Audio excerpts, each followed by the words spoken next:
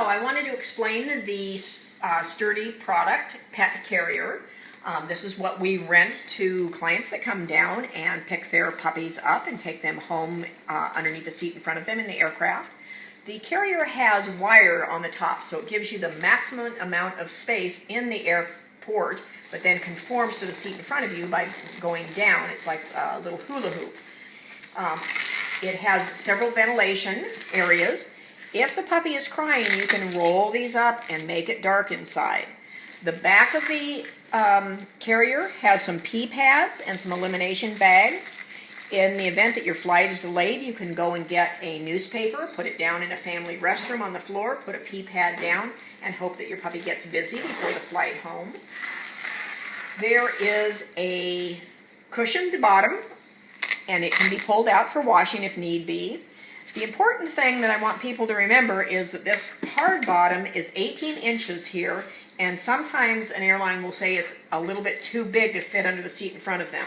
In the event that that happens, there's a zipper here, and you can actually remove the bottom and just carry it on board the aircraft with you as part of your carry-on luggage.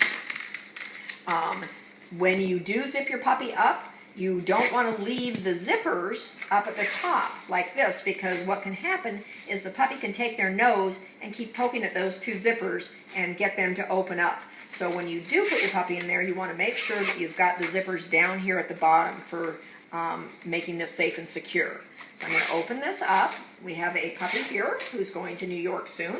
I'm going to put the airline carrier down, ask her to get in there. Millie, pop, pop, pop. Can you get in your airline carrier?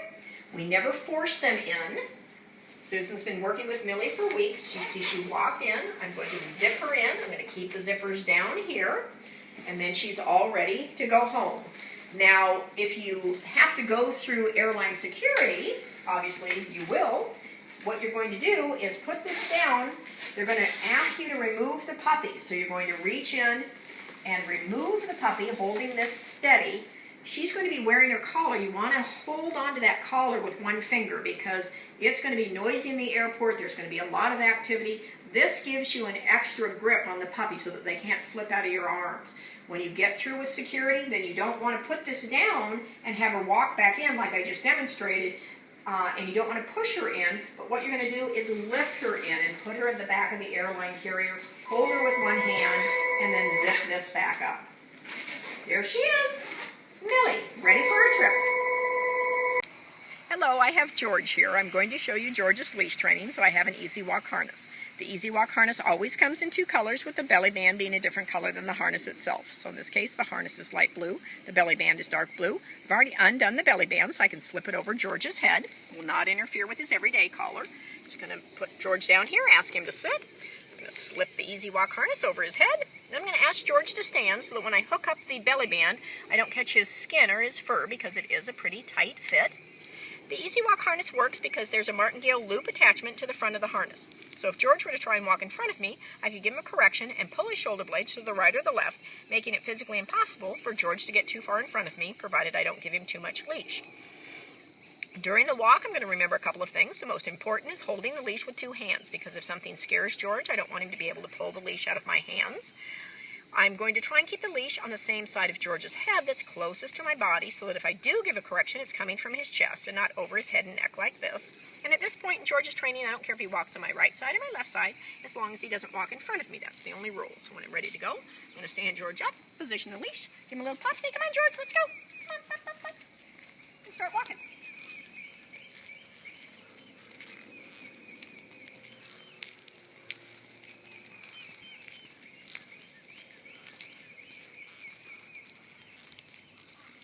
His little tail's up. George is pretty low to the ground, so you have to walk slowly with him. Let's pretend that this is the end of the walk. The Easy Walk harness has a buckle on the back for ease of removal, so I'm going to ask George to sit. I'm going to undo that back buckle so that I can just shake George out of the equipment, and then I'm going to remember to get our equipment ready for our next outing. There he is, your boy George. Hello, I have Ruby here. I'm going to give Ruby the opportunity to get busy before one of our training sessions. So to set her up for success, I carried her through the house. I didn't want her to stop and eliminate inside. So now that we're outside and underneath the shade of the tree, I'm just going to put her down and ignore her.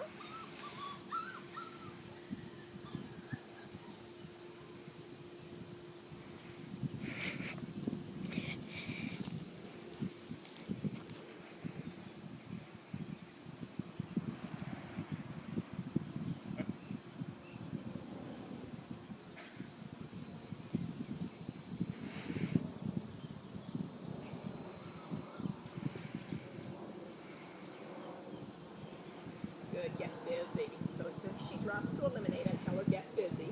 If you continue to do so, when Ruby is an adult, she'll understand that when she hears get busy, you're giving her the opportunity to relieve herself. She's a silly little girl now. She can follow me back inside. Come on, Ruby, let's go, little sweetie.